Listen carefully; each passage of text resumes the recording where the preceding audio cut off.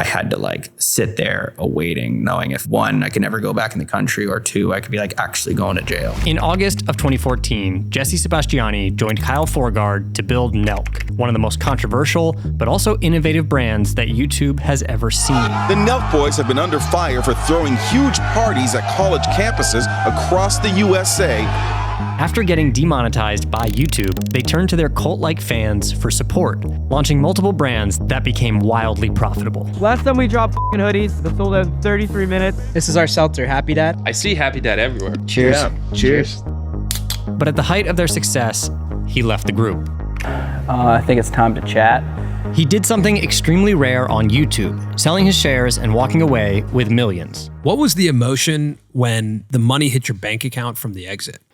6 months later, we visited him at his new creative agency to reflect on his time at Nelk. I saw like $700,000 go into a Shopify page. My God. The decision to leave. I had a few like just wake up calls, like whether it was getting arrested. And how creators of all kinds shouldn't be afraid to reinvent themselves. Candidly, I didn't know that we would get along. Like when you're Jesse from Nelk. Yeah. When you launched Sunday, I was so blown away by it. We're all just the future. That's what it is. And it's happening on YouTube. Before we go anywhere else, we should address your black eye. Yeah. Because you have a black eye right now. Yeah. Just good timing. I apologize. Yeah. Right. I didn't mean, things got I didn't mean to hot catch you like that. I made fun of his sweater when he first came in. And it got really heated. And I do sparring on Fridays. I train MMA during the week, and it's just a hobby of mine. And I guess I got caught with a hook, and I have a black eye. I honestly didn't even know. Like I told you guys, I was in the shower, and I was just like, oh wait, what's going on there? And then it just slowly every 10 minutes got darker and darker. So I want to go back in time and talk about your name, MTVJesse. Yeah. Where does that come from? I had an MTV show when I was younger. It was kind of like a low budget Jackass type, like a stunt show in Canada. And I think we filmed it when I was like 16, and it aired when I was like just getting out of high school. So I was just like, probably just like, oh yeah, MTVJesse, more people will find it or something. Like, I don't know, you know what I mean? And then it just stuck and I never changed it. How did that show come together? Like, how did you get an MTV show at that age?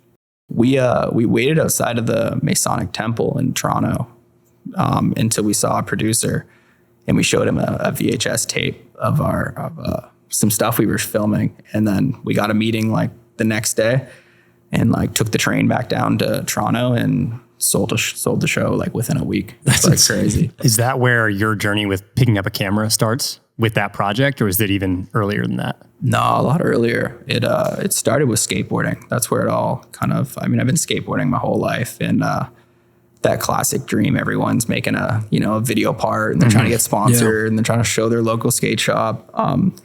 That was my whole childhood. We would just film every summer, and that's what made me want to get my first little Sony camera. And we didn't have any skate spots. I grew up in the country, so it was like grinding a tractor and like, it was like, it was very hard to make a video part. Yeah. Like I had to like build like a staircase and then try to kickflip down it. But that's where it kind of stemmed from. Was it the culture of skate videos, that the fact that skate videos were starting to have skits and like Jackass style moments in it, that you were like, oh, maybe that's part of my culture of what I want to film? I think I was just a huge fan of Jackass. Like I was like a massive, and CKY and all that. Like when I was a kid, that was like, me and my friends all loved it. And I think you're right. It was just so connected to skateboarding. That's probably why we liked it. Yeah. And everyone wanted to be Johnny Knoxville or Steve-O, and you know what I mean? So it was crazy that we relate like early 90s and early 2000s skate culture so much to like the rise of YouTube, because that was, in my opinion, YouTube before YouTube. Like it was groups of people who no one was going to tell their story. Like no sports network was going to be like covering skateboarders really beyond like the, X Games when that came around and Tony Hawk and whatnot. But that's like, you even go back to like Bones Brigade and the era of like just telling stories about people who are really into something. Yeah. And like lived and breathed this niche culture. Oh, yeah. And that created like incredible community and fandom. I mean, we were talking about this before. Like I used to go to our local skate shop to watch the latest VHS right? Whether it was shorties or like, you know, girl, yeah, right, just which be you on had loop playing downstairs. Yeah. And I like, those were some of the first videos that I saw where I was like, wait, so you can make a movie with just like your camera that you have at home and your friends? Yeah. Yeah, that was the difference. Like, it wasn't just that, it was a movie. It was a playing movie. somewhere. It was the Yeah. fact that the person behind the camera also sometimes was in front of the camera. Right. And like, you yeah. were totally aware of the fact that you could cross that threshold of like Yeah. in front of the lens, behind the lens. The first like really accessible media where it's like, I could do that. That's Yeah. possible. That's What was the interesting. experience like of having an MTV show? Like, was that a moment when when they picked up that show, did it feel like a life-changing moment? Yeah, I was young, so it just felt cool. It was like, oh, like 'cause MTV was cool Yeah, back then. yeah, of So it was course. like, it felt just like, whoa, this is crazy. Like, I don't know if I necessarily felt like Canada's just so different than America. Like, it's such a smaller amount of Yeah. fame, you know what I mean? But I think it also set me up for like, my whole life's been this like slow climb. So like, it kept me very like level-headed. And I think it was the perfect amount of just like people knowing who I am, but like in a very small way. Yeah, it was pretty wild. And like, I remember we like got flown down to New York and went on Anderson Cooper to get like interviewed. And then like, he kicked us off the show. And like, it was like that feeling of like, we're young and we're in like we're in a limo and like, we're in New York and we're heading to like, you know, where they do like, I don't even know if it is like the Ellen show or something, but I remember seeing like other shows being like, as like on the lot and like, remember that feeling of like, whoa, is this like happening? And then the show got canceled, but we started doing a second season and it got canceled. I do think it's interesting how much early MTV, I think, has influenced what's happening on YouTube today. I don't know if you watched The Buried Life. Oh yeah, The Buried Life? I love The Buried Life. The Buried Life influenced Yes Theory, right? Like they cite The Buried Life as the influence. You look at what Airac's doing right now. It's MTV, right? Yeah. It's like there's an element of like Next with the dating shows, an element of 100%. Silent Library with Try Not to Laugh. Yeah. Like these are all, you know, like It's just origins. recycling. Yeah, origins are in that era of 90s MTV. And I feel like what you're doing with Sunday also reminds me a lot of it. It has like a Deerdick feel to it, right? Of like Fantasy Factory, of like bring me into a world of entrepreneurship, but make it interesting and cool. Yeah. You know, like I feel like Deerdick did that really well. Yeah. So yeah, I think it's cool to see like the early origins of what we're watching right now from that MTV era. Yeah. Everything we create is like a piece of something we were like influenced. Yeah. You know what I mean? It's all just building like, on top of each other. Yeah. well, especially with YouTube just becoming, I mean, it already is like our current television. Like, I think it's just, it was a no-brainer that all this stuff was going to just recycle its way into YouTube. For sure. What was your relationship with like fame at that time? Like you were saying, it's like, it was a comfortable amount of fame, but like even your first taste of getting in a limo, people knowing who you are, like, did you enjoy that? Was that something that like felt really good? It probably was like the only time I experienced it and like, I liked it because it was like everyone's first year is like, it's like, oh, it's cool. Or like, this is like, you're like, it's like new. Yeah. So it's exciting.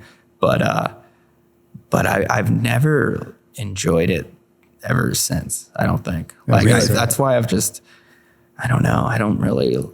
I'm sure one day I don't want to be on camera at all if I don't have to be. I don't know. It's a very weird thing that like a lot of people know who you are and about your life and you know nothing about them. And it just makes all these very weird interactions when you want to have a normal life. You don't have a normal life. You don't, can't, you know? And I do feel like I'm pretty out of the limelight now, especially not being in Nelk and stuff anymore. But it's still there. I think you just learn how to deal with it. But at what point did it get to an uncomfortable level? If you look at MTV show gets canceled. Yeah. I know you started uploading to YouTube after that. Yeah. More so. At what point do you reach uncomfortable fame? The second year of Nelk, I'd say. I don't know exactly on a year, but there was definitely a point where I remember it like shifting, where it was, I remember we used to like come home, like I'd go get groceries when I first came to LA and I'd come back and it'd be like Lucas and Kyle and whatever at the house. And I'd be like, oh dude, a guy noticed. Like I remember telling them, like you could count on your hands how many times someone noticed you. You'd be like, yeah, dude, this guy, and he's like, he said he saw our like Coke prank or like whatever. Yeah. And And it's just funny, but then you hit a certain point where you drive by a coffee shop and you're like, oh, like I could probably just make coffee at home. Right. Because I don't want to deal with that. I don't want to deal with it. Yeah. And I don't like that part of it where I kind of became a hermit and I just didn't want to, you work out at home, you watch movies at home, you do everything at home, and you're just like, kind of like, I've found a way to just like embrace it though and be like who cares? Yeah. Yeah. But I actually don't know the story of how I like vaguely know it, but I really don't know the story of how you joined Nelk. Yeah, it's a pretty crazy one. I made a status on Facebook that was like if anyone's doing YouTube stuff or whatever, like I was just like constantly trying to get into something. It was very hard in Canada to like find someone doing anything. Like I would have worked for free, did anything. I just really wanted to work with people. And then I somehow started talking to Kyle, and it was right when he was like maybe his first year of doing Nelk. And it was kind of like skits and then starting to get into some pranks. And I pitched this like prank about lighting my arm on fire. I'm like, I know how to do it. Like I can like, and you can do it with your arm too. Like we can like, maybe we'll go act like people who are smoking are like lighting us on fire. And we went and we met in Mississauga, and first time we met, we shot the video. It went really well. Dude, your arm's on fire. Oh my God. Oh my God, dude. Why'd you light him on fire?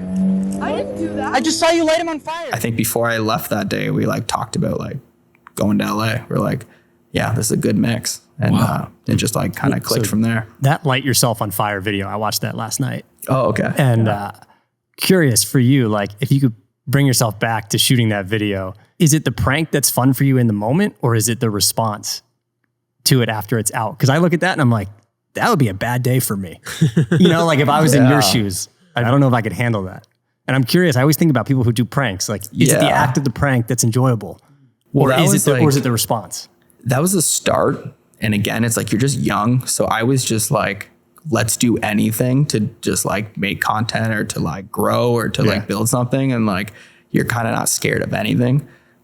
I like to see the edit the most, like to answer your question. I think I used to love like the whole story of what we're trying to do, especially when it was like a concept like that we were shooting, not just like, go get a funny shot, go get a funny shot, go get a funny shot. It was like, we really put a whole video together. Of what was Kyle's like pitch to you about Nelk at that time? Was it just like, I'm making videos? Yeah, I'm trying to think. Cause like they probably had like 20,000 subscribers or 30,000. But to me, it's like, that's that's huge. A lot of people. Yeah. I mean, I'm like, that's people that want to watch content that we could make. I wonder if it wasn't as much, or like we just saw eye to eye and we just like, we both got the vision and we just started doing it. Like it was not like, there's no contracts, no, like, it's just like, we just started running, you know? What was the vision? Just like, probably to just, I think we may have had different visions. So I don't want to speak for him, but like, I think it was like, we were both blown away that you could make money shooting your own videos for YouTube. And I think that was the drive. I don't know if the vision was like, let's get 10 million subscribers. Right. But it was like, this is working and we know how to make a video like go viral and we know how to make funny content, and let's just only do this. And I think that was the vision. When you say you can make money, was it from YouTube, the platform at the time? At the time, eventually that became something that Nelk like didn't have as much access to. 100%. Which is, again, it was a kind of a blessing because it made us create Full Send and made us have to find other avenues. But I think at the start, I mean, there was no other. I don't think we were even getting like a brand deal or something. Yeah. So how did that feel for you and the guys there? That like YouTube, the platform you're investing in, was like, this is not what we want.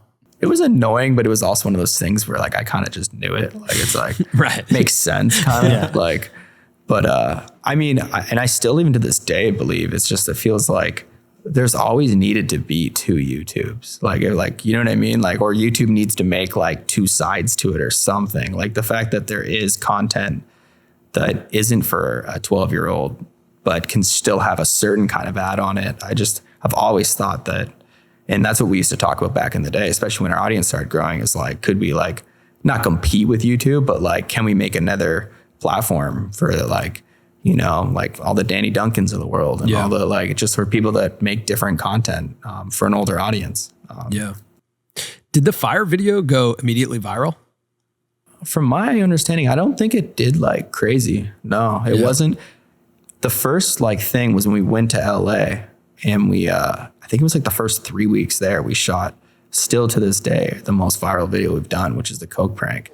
I can't do this. I can't do this. Man. We have a bunch of Coke in the back. I'm sorry. Dude. A bunch of Coke in the back? I'm sorry. And that's when it really felt like, whoa, like we're really doing something. Like we're in a random condo in LA, like Ghostface Killah from Wu-Tang is our neighbor. He's like coming over and eating our like chicken that we can't afford to like give him any. And like, it was just like, and we were like, go to the hot tub and there's like this movie producer and like, and then we're getting like interviewed by like the LA, whatever the LA like news would be. I don't know. Times? Times? Like a newspaper or the KCLA? KCLA. That's what it was. KTLA. Or KTLA. Yeah. But you know what I mean? Yeah, like when it's like you come to LA and it actually just like, because there's a lot of people who come to LA and it takes like years of like, I'm Ubering and I'm doing this on the side, and then sometimes it never hits. And, but like it like, we were just so hungry and it just worked. In a video that's now gone viral on the internet, officers pull over an SUV with a group of men. One of the officers starts to handcuff them. The other goes around to check the trunk. Instead of cocaine, it is just Coca-Cola. You mentioned while you were at Nelk, you were also working other jobs. Yeah. At times. What were those jobs and at what point were you able to quit? Oh man, I was the man of a million jobs. I had like 20 jobs, but the one when I was at Nelk was bartending. And then I also worked at shout out Red Rockets in Hamilton, best chicken wing spot ever. I used to hand bread chicken wings. That was like a grind though. I remember that was definitely when, I think I was vlogging every single day on another channel, doing Nelk and working full time as a bartender. And then I would get off work at like 3 a.m., go home and edit the vlog for the next morning, and then start all over again, just doing that like cycle of like, need to do this to like pay for food, and then need to do this because this is the dream, and then need to do this to keep the story going. And it was like this like, and you just, that cycle. But yeah, I try to think of days like that whenever I think I'm tired or something, you know? So when did that cycle break? Like, was it the merchandise that when you saw that you were like, I don't have to work other jobs? Or was it, were you guys making money on AdSense at one point and you're like, I don't have to do that anymore. We can pay ourselves. I remember actually going to the bar that I worked at and like, cause it was a new bar I had to go to. It was like a fancier place. And like everyone knew who I was. Whoa. So the views, it was kind of like Steve-O and Jackass when I remember he talked about this, where it was like people know who you are and they want to buy you a shot and do this whole thing, but like you're not making any money. You can't like afford the shot. So like it was like, I think that was around the like when I remember leaving that job and being like, I don't think I have to do this anymore. Like money started coming in. Because like we say AdSense, but that's to run a whole company. Like if you're even making $3,000 a month of AdSense, you were like, oh shit, like that's more than a paycheck. It's crazy. So how did you have the guts at that time? Like, were you guys just so hungry for good, like, okay, we know this concept will go viral. So like, cause like, it's pretty aggressive. Like the four of you in that car when, I don't remember who it is in the back. He's like, we got Coke in the back, you know? And it's just like, holy shit, guys. Saying like that to a cop. Saying that, like I couldn't, there's no world where I'm saying that. You look terrified. And I can't tell in that moment, is he acting? Or is he actually a little bit scared? I think I was scared. I mean, to look at it now, I mean, to look at a lot of the stuff we shot, I'm like, yeah, no way. I'm never doing that. But just like I've said, I think it was just this fire to like, if we get arrested or a guy punches us in the face, or if like whatever happens, you're just like, I'm just going to do whatever it takes to like, to make it, that kind of fire. Did you feel like from an identity perspective cause that video to this day has 50 million views. There's still a lot of people who probably know you from, you know, like that was their entry point to you. Like, did you feel at that time being like, I'm totally good with being the prank guy. I'm totally good with being this guy. Yeah. 100%. Yeah.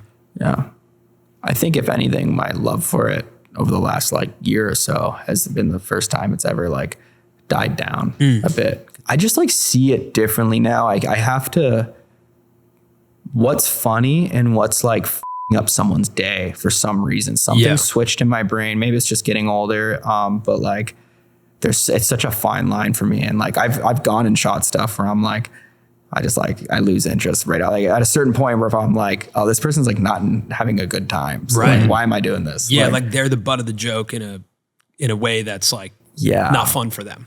They call it like punching down. And I've tried to, even when I did shithole, I mean, it was always in the back of my head where I tried to keep the joke about me. Like I'm the idiot and like, you should be laughing and being like, what is going on right now? But not like, let's just like make fun of you or something, you know?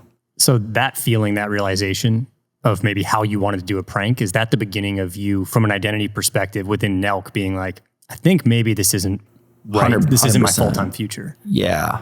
That was like, and not to say that, like that's Nelk's direction to like punch down, but waking up every day and being told we're doing this thing to that. And like, you'd get some days where you're like, I don't find this funny or I don't like this idea, but it's my job and I need to just go do it.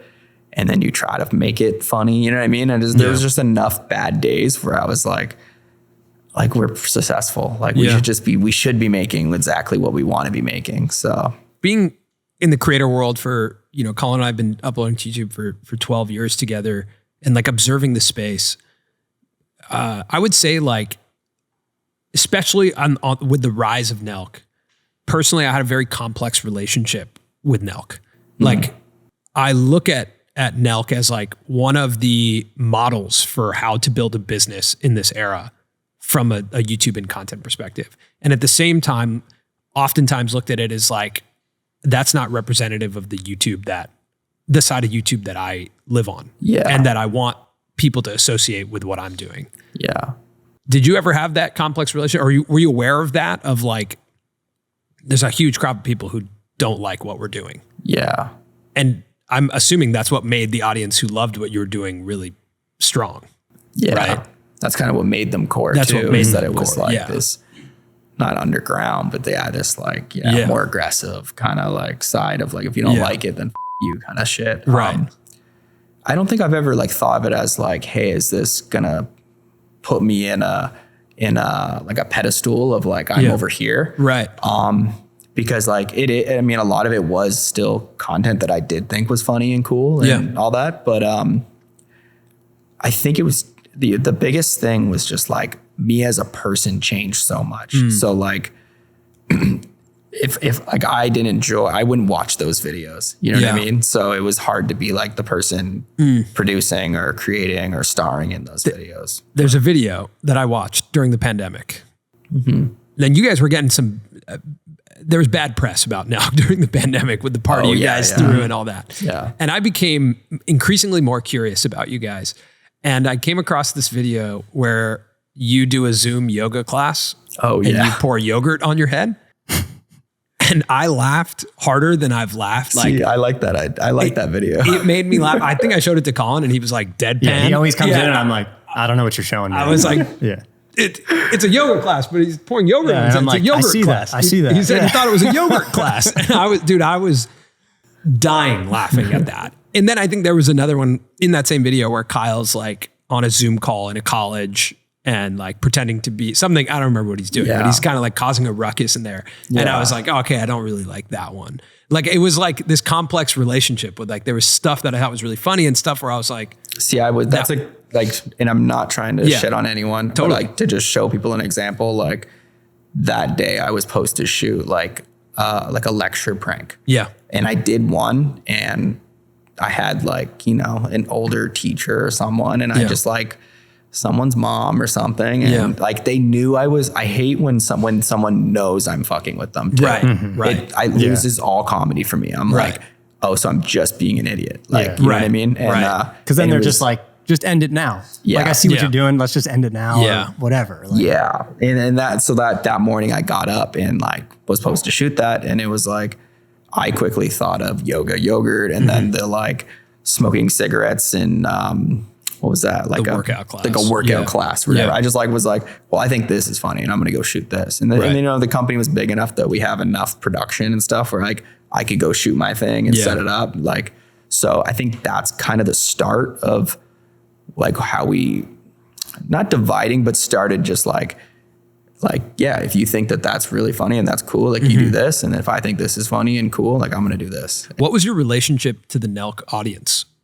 Like you guys had meetups, you guys had like opportunities to be in front of your audience a lot. Yeah. Did you feel like as you started to meet those people, you were like, this is the community I want to build. Like these are like-minded people like me. It's hard to answer because honestly, I think 100%, especially on the way up, that was like, I was that culture. So it was like family, like seeing all that love everywhere we went. And it's also the reason like taking care of like myself and taking care of my family. Like if it wasn't for them, like I wouldn't have been able to do that. So, I mean, it's the love that we got for being the underdogs that made no money on YouTube and people supported our company from the start. Like that forever. Like that's everything. That's why I'm here. For sure, when I got sober, it did get to a point where a certain genre of fans that I would meet and be like, yo, let's go like slam a tall boy in the parking lot. And I'm like, dude, it's 10 a.m. and I'm at Whole Foods. I don't want to, I'm in my PJs. Like, I know. Like, so there was definitely a mix of that. But it is also really interesting seeing like at a very, very small scale again, kind of like I was saying about getting excited when like, yo, someone like recognized me at whatever, like people seeing like what I'm doing now, like I said, at a small scale, it like gets me like super stoked now. Like I was like riding my bike and someone was just like putting something in his car and he's just like Sunday. And I was just like, oh, I was like, that's so sick. That's cool. It's a different feeling. It's a more connected version of yourself. Right yeah, now, maybe there was a few years there where someone being like full send, I didn't like connect to that anymore. I mean, I was like literally trying to like not drink and not like, you know what I mean? Right. It's like very like, not saying full send is only connected to that, but like, yeah, it was just very refreshing. What did you learn from pushing and operating full send the way that you did? Because it really was, I don't know if it is anymore, but like one of the biggest streetwear kind of like apparel brands during that time. It was crazy. I think I like to look at it as, I mean, I never went to college, so I think it was like one huge program that taught me everything to do with like the internet in general, product development and creating shows and creating hype and marketing and creating core followings and like just like there's a million things, but yeah, it was a crash course that taught me everything I need to know. The same reason that there's a client out there paying me a retainer to teach them how to do something with their company. Right. And I feel like I wouldn't know how to do that if it wasn't for Nelk. So the counterculture nature, like why it interests me is I do think that, you know, what you're doing today and what was happening at Nelk, one of the differences that I see is, and maybe there's similarities actually, but like the business of building a tight-knit community is very different from the business of like pure play virality, right? Like making the most viral video that's brand safe and friendly to the platform right now. There's a business to that, which is like AdSense, brand deals, you know, that works really well. It actually might not work that well in memberships and merchandise sales because you're so broad from an audience perspective. But when you dig in and you have this like incredibly tight-knit community, that's when you can go direct to consumer, right? Yeah. And go like, you know, you guys will transact with me because you're part of my core. Yeah. 10,000 core is stronger than a million that you can't control. For sure. 100%. And Nelk was this, or is this crazy mixture of the two where it's like 10 million, you know, and like, what do you do when it goes to that like millions of core? I mean, I don't know. I think it's really hard to do, but even with Nelk, like we got a taste of that where it got too big to be too core. Like, you know what I mean? Like, which could hurt sales or could hurt, you know, everything. Cause like it's so hard to please that many people and can make them still feel like this is all for them. Or even know what they want. Yeah. You know, like have a relationship with that many people. My personal opinion and what the peak of it all was when it really was us living on fans' couches, driving around, not making money on YouTube, but still making banger videos, shooting 3 videos a week, like grinding it out and then making clothing that we think is dope and you buying this sweater is like the way that we keep on making you guys content. And it was like the underdog story. Like I remember when we opened up Shopify, like I was literally didn't have any money to my name really. Either did my family. And I saw like $700,000 go into a Shopify page. My God. I remember I called my mom. I like teared up. I was like, dude, this like, we figured it out. Like we're good. Like we could, because I saw like right there that like, it wasn't about that money. It was about like, whoa, this is gonna like work. Like, wow. We figured like because we got to think all those years was like struggle and like you're getting family and people telling you like, oh, you got to get a real job and you got to do this. And I was working other jobs while I was doing it to pay for stuff. But it was like, there was like this moment where it hit me that like, wow. Like, and that's what I mean by like, it's like when people say a core audience, it's like, there's two different things than like, they're literally like taking care of you. Like we bought this product. This many people like with you that hard that like, now we can go do bigger things and keep this train going. It was just like, it was really crazy. What was the rise of Nelk like for you personally? I think like I got to experience the whole thing. You know what I mean? Like I got to do the whole living in the hills, running around, drinking all the time, partying, hanging out with celebrities, doing like, I'd like everything I saw in a movie and thought was like, whoa, that's crazy. Imagine reaching that point. Like, I feel like I got to at least get a taste of all that. Yeah. But I've had enough for a lifetime. Like it was good. Like, was it all as good as it looks in the movies? No. Yeah. I mean, anyone watching this that's like, oh, like that looks great. It's not like, right.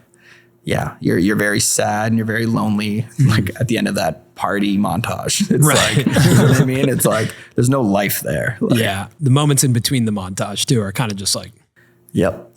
Oh, we should film that. Yeah. Okay. Oh, yeah. Yeah. You have enough of those days, like those mornings, and you come to the decision to like try and hit the eject button. Oh, yeah. From Nelk. How do you come to that decision? I'm sure it takes a long time, but I mean, was there a specific moment where you're like, "No, this is it. I got to move"? Yeah, I think it's just I had a few like just wake up calls, like whether it was getting arrested or like especially to do with like pranks. Though just like, you know, I think there was this like thing of we were so big. Yeah. So now doing like an aggressive prank can get you in like more trouble because they're going to make like like an example out of you. You know what I mean? So like, yeah, like there was one point where I had to go back to Canada because I was waiting for this like prank we did in Ohio.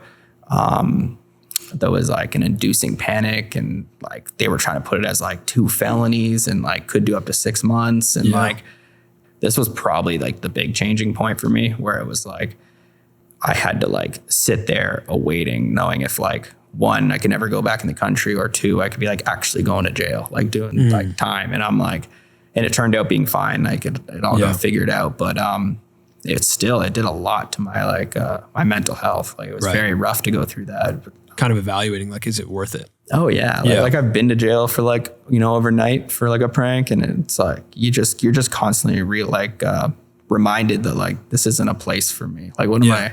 I'm not this guy. I'm a good person. I'm not trying to, you know what I mean? You just got to kind of go with your gut more on certain decisions. And but I'm thankful for all of it. It changed all my paths, you know what I mean? And made me who I am now. So when you left Nelk, you sold your shares in Nelk and Full Send. Is that correct? Yeah. But you retained your shares in Happy Dad. Yeah. Was there something you saw about Happy Dad that you were like, I'm going to keep that? Yeah. Probably the same thing you guys could see. I guess we can all see it. Yeah. It's a great company. I mean, that exit though is unique. Even the fact that earlier you were like, yeah, me and Kyle got together. There's no contracts. It's just like, let's make some stuff.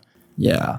Obviously there's some maturation of the organization so that you can leave and there are contracts in place that you can sell shares. Like that to me is unique because outside looking in, I was like, is Nelk kind of just like a mess? Yeah. Even though I'm like impressed by some of what they're doing, internally, is it a mess? And I think that's pretty unique that you left and were able to like sell. That doesn't happen that often with YouTube creators. You're part of a group and you can exit.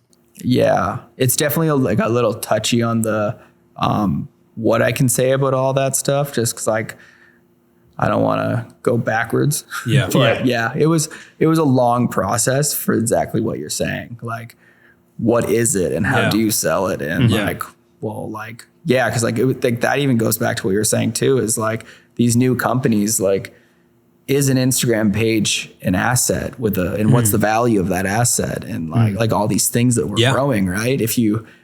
I think it's all kind of changing where like that is going to be in like every business as like the assets that have an actual value to them. And you always have to assume on social platforms that they could go away. Yeah. You just have to play that. You have to play that out in your head of like, YouTube's gone tomorrow, Instagram's gone tomorrow, Twitter's gone tomorrow. Do people still care about this brand? Yeah. Right. How does the brand exist beyond it? Has to be more than that. And there's a lot of brands that just survive off of, meta ads and being a page, but like have no culture at all. They don't do any events. They don't have any purpose. No one knows who owns them. Which is a big issue. But what was the emotion when the money hit your bank account from the exit? I don't even think I ever looked. You didn't even look at it? No.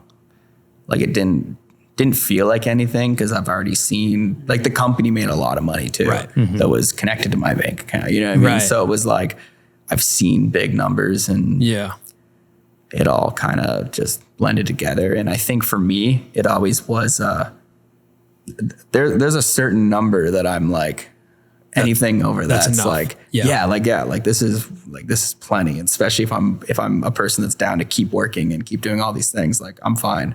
So I think it all just, same way as views, right? Sure. Your first million views, it's going to feel amazing. Yeah. But like, I don't know if like, Mr. Beast is like freaking out if he gets like 150 million. I mean, maybe. Sure. I don't know. Who knows? Yeah. He might be. Yeah. But like, you know what I mean? Jimmy it's loves like, views. Yeah. He does love views. So. But I think it's important for everyone to calculate that number financially for themselves. Yeah. Especially in this career. 100%. Because I think you can get to a point where the numbers just get like kind of crazy. Yeah. And then you have to calculate of like, wait, am I doing this to make more money? Yeah. Or have I already hit that threshold where I'm like, I'm good. I'm good. And so then can I make decisions based from a place of like, again, abundance, where I'm like, I got enough. Yeah. So now I can make different types of decisions. 100%. Because they are different. They're different types of decisions. I mean? Yeah. When you're chasing that number of like financial security or even just like financial success, you make completely different decisions than when you're not. Yeah. Completely different. So 100%. You're not going to tell us what that number was though, like what enough was. Not the number of the exit. I'm not asking that. Just like what enough was? What was enough for you? I don't know what an exact number is, but I remember like I actually like did the math of I think what I was doing is I was trying to subtract whatever home I could just be happy with. Right. And then what I would need and invested at 7%. And I was looking at it as like, if everything hits the fan, will like I be able to like have a roof over my head and eat for the rest of my life. And like, and then the same for my family. And I think it's really not that high of a number. It's like very attainable. Right. Like, especially if you invest it right. So I think around that like 4 to 5 million, it was like, like I'm like good. I'm good. Yeah. Yeah. I'm straight. Yeah. Yeah. I mean, that's but I also live in LA. So right. I don't have a home. Yes. And you lived here for a while. Yeah. You know, what's interesting is I think as like creatives and entrepreneurs, you kind of have this feeling that like when you get the big check, that's like the finish line. That's like the goal. Was there a sense of relief where you're like, okay, now I don't have to worry about that? Or was it kind of just like, cool, that's something that happened and now I'm going to keep making stuff? I think a bit of both. There definitely was this this relief of like, it's like you like, I don't know what do you call it, like you made it or whatever, but it really was I can't sit here and say it wasn't part of the goal is to be like financially set or take care of my family. Like at the end of the day, that's what I've been trying to do. I just, like I've said, I think it's just like once that was accomplished, it took that weight of hey, if you don't do good this month, like you're going to have to go get a job or go figure this out. And then you're not going to be able to do this as much. It's like you now for the rest of your life can just keep doing this, which is what I want to do. It's like, it's never was like, let's go make a lot of money so that I can stop doing this. Kind of like your traditional work 30, 40 years and then retire. It's more like it's just less worry, I guess, you know? But Yeah. How early did you feel that weight or responsibility to take care of your family? Was it really early, or was it more so when you were at Nelk and working with Full Send, like, oh, this could be a reality, so I want to do that? Or is that something you felt for a long time? Yeah, my whole life. But I remember I have this like weird memory when I was a kid. My mom was a writer, and she was always working on this book. Like, she was just like this thing, and we used to watch Oprah.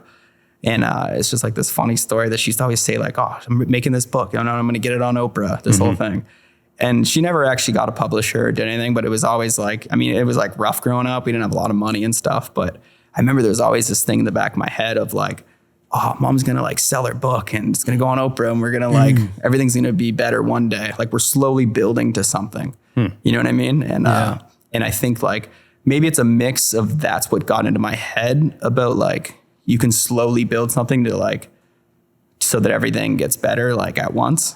Or maybe it was that it never happened, that it made me feel like I was like, oh, I want to like be the guy that does that for the family kind of thing. Yeah. And this is like a broken thought that I've been like thinking about lately and trying to like figure out. Cause I think it's really interesting to be like, why are you this person? Why? Yeah, Like, of course. Yeah. Like, it's a huge thing, right? Like, I think a lot of creativity is driven out of like scarcity, because like you have no other choice but to make it yourself. Yeah. Right. Like, if your life isn't what you want it to be, or you're not seeing something that you want in front of you, and you're the type of person who's willing to create it, and you learn from a young age that you have the power to make something and it could exist in front of your eyes, I think then you start to develop that relationship with creating. Yeah. Right. Like creating tangible goods, but also creating a life. Yeah. I'm curious from your perspective. I've heard you talk about like your exit from Nelk and Full Send kind of puts you in this position where you don't have to build a business to make money. Right. Yeah. Is that correct? Yeah. So like, this is also like having a physical space this big, having a team like this is a lot to take on. Why take this much on when you are in a position where you don't have to? It's a great question. I think I might not have jumped in this hard if the idea didn't come so quick to me and I wasn't so fired up about it. Yeah. Like, I can see the like 10-year plan for it and how it's going to roll out. Like, honestly. And I like, once it made sense, it's like, well, I don't want to wait 2 years and take a break to like, then go start this 10-year journey. I mean, I've been doing this stuff since I was like a little kid. I mean, even like my family and my friends back home, and I'm sure a lot of people can relate to this, that have always been entrepreneurs, but it kind of becomes our identity and we just like live through this. I mean, it like right now building this company is probably like 80% of my life still. And I just like, I can't picture a world where something isn't that important to me all the time, you know? Maybe it'll change one day, but I think as a creator, I always want to be making content for myself. yeah. You know, like that's when you feel like you're at your best, right? It's like, I am the viewer of this thing. Yeah. If you're there, then you deeply are empathetic to who's on the other side of it. Yeah. And like, that's when I think when we connected, because I didn't know that we would get along. Like, you know, I was like, oh, like I can't, do we have anything in common? Like when you're Jesse from Nelk. Yeah. When you launched Sunday, I was so blown away by it. I was like, wait, this is exactly how I see the world, the type of people I really am inspired by, like the work that you're doing. And it kind of like just put this new, you know, viewpoint on it. Yeah. You know, like Full Send wasn't a brand for me, but I could understand it. Sunday, I'm like, oh, this is the type of company that when we first started on YouTube, we thought this was our direction. Yeah, I had that realization last night. I actually Appreciate that though. didn't realize how similar at least some of the concepts were. If you look at our early videos, like the first 10 to 15, one of the projects we did was we had to brand like a building and we had to make like a booklet for it and a video, and we just filmed the behind the scenes. Like, this was just work you guys Like, this was had our to work. do? Like, we just worked out of a studio and we did like photo shoots for brands in there, and those and you were part of show our videos. basically behind the scenes of how you did Yeah. this. Yeah. Oh, wow. And it just didn't work. And like No one watched it, And we were stressed all the time trying to like execute the work with just each other, yeah. and it didn't pan out. Yeah. But it was the vision was to like do that. We even started cool. a show called Now Boarding, where we were making these skateboards. And we did. I think I saw this. We did 3 episodes, bringing you behind the scenes of making the boards, selling them, how it worked, and I did see this. Yeah. and it kind of worked. We sold boards. Yeah. But then we became the shipping department, and we just didn't know how to like scale. Like building the company, we didn't get. Yeah. The media around it, we understood. Yeah. I see. But that was at the time our dream show. Let's build a company, bring people behind the scenes, kind of like startup from Gimlet. That was like, what if we could do that? Yeah. And then watching some of your stuff, I was like, oh wow, this is it. He's doing it. It is hard to use that because like you said, like it's stuff that you and me and we would watch, you know what I mean? But it is very hard to like grow with like YouTube being allocated around retention it's like, it's very hard. But I think you also have to just reframe your measure of success and like your measure of community. Totally like realigning what success means. 100%. Like, even if you watch your video titled Why I Sold Nelk, for you to even say in that video, like you to be in that video passionate about the fact that you're building a brand on a Pantone. Yeah. You know? The one thing that got me really hyped on it is I had this idea that I wanted to build a brand off of a Pantone. And a lot of this stuff is not going to make too much sense. I think, like that hits a certain type of person. Yeah. Who's like, I'm telling you, this brand over a long period of time is about the Pantone. Yeah. Anyone who was like, I love the Coke prank video. Yeah. Is probably like, the fuck. I might not. The what's whole a Pantone? You kind of lost me on. You kind of lost me on the Pantone thing. You know, like I might not come back.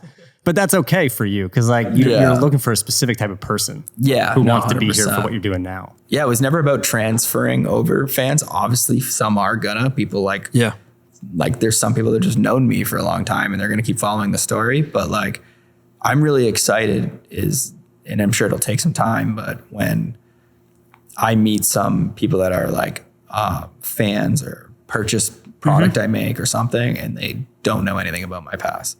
I think it's like, that's so interesting to me. Like, that's when I feel like it'll be really cool. And it's not that it's not cool if you've like been following my whole story with what I'm doing. Yeah. But I think that'll be like and that's what I'm working on right now. Like imagine I uploaded the first Sunday episode and it got 2 views and the next week it got 10 views. And then it got like, you know what I mean? Like that's how I'm like trying to measure it. You said in that first video, I want to make these episodes really easy. I don't want to be a YouTuber.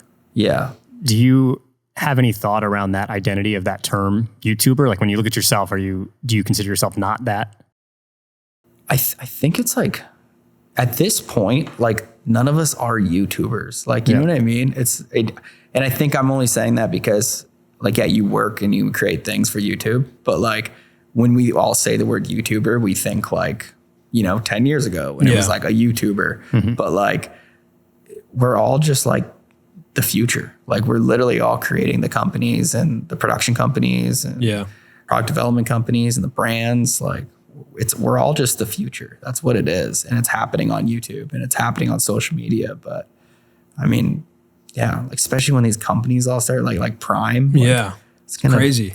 Sell for $1 billion and fucking it's gonna be the first like influencer brand to do that. And like, how do we know that like what you guys aren't doing isn't the next Paramount Pictures or how like, you know what I mean? Like, like we are the studios. We know how this stuff all works. There's a reason why these companies even like pay us a retainer to like figure it out for them. For sure. Like, so I think that's the coolest part of all of this is like where is all of this going to go in 10 years? Yeah.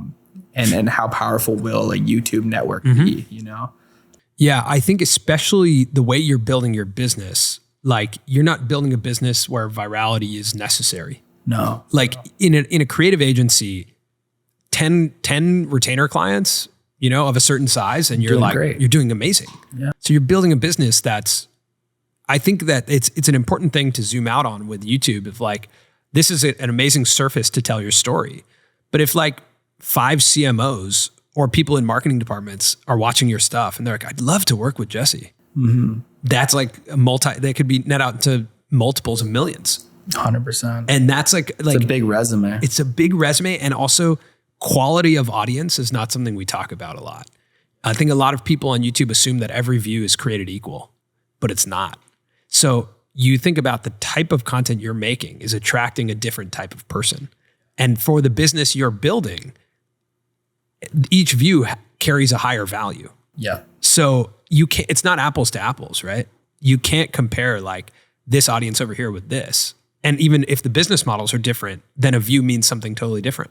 Oh yeah. 10 people can net you, millions of dollars. So that's a different business model. That's the cool part about it is even when they weren't getting a lot of views, the kind of people or the friends I've had in the industry that were like hitting me up and being like, oh, I love this week of that. And I was just like, oh, I'm gonna understand that like no one's watching this. Right. But like, right. It's like interesting to see who is watching it because they're just like us where they're like, I mean, this is my everyday life and I relate to this. Like, isn't it funny that at like 70, 80, 100,000 views, the feeling is like, oh, no one's watching. And you're like standing in a stadium with 100,000 people. Yeah. And imagine standing in the middle and being like, oh, there's no one here. Yeah. I had to come to terms with that. Like I think it's just normal. Like you've seen a lot of views, you've done all that. You have to learn how to like, if you are going to look at it at all, but like, dude, exactly what you just said. I've thought of that too. Like do you know what 5,000 people look like? Like it's like insane. Dude, 5,000 people watching your like premiere. Yeah. Like I just went to a surf premiere like a couple weeks ago and it was probably like 500 people. And this guy made this movie for a local thing. And like everyone is loving it and all this thing. And I'm like, this is so cool. Like, And he looked like a superstar going up there and talking on the mic for all 500 of his all these people. Crazy. Here. Absolutely. 50 people. It's crazy. Is cool. If people are so excited cool. and like yelling and stuff like that and laughing. Yeah. I think the last question is just like, as you look back and reflect on the time at Nelk, do you feel like Nelk was treated unfairly by like YouTube or even by like the like media or, anyone who kind of like YouTube removing AdSense from Nelk, like any of that? Did you feel like any of that was unfair? Not really, no. You felt like, yeah, that's right. Yeah. I mean, I just like I just see everything as like, it's just YouTube is a business. Matter of fact. Yeah. And it's like, if they want you to not have ads because it doesn't work for their sponsors or their business model, it's like, it's just very cut and dry. Yeah. Like, I get it. You're like, playing on their turf. Yeah. It's on there. Like you do whatever you want to use their service. You know what I mean? Yeah. I'm more just thankful that like there was a place that we could just upload stuff and it had a chance to reach an audience. And like, I think that's dope. But no, I mean, I'm pretty kosher with all of it. Awesome, man. Well, thanks so much for being open with us. Yeah. Appreciate it. Yeah. Of course. I love what you guys are doing, man. Thanks. You guys are great. I've always been watching and you guys are doing something special.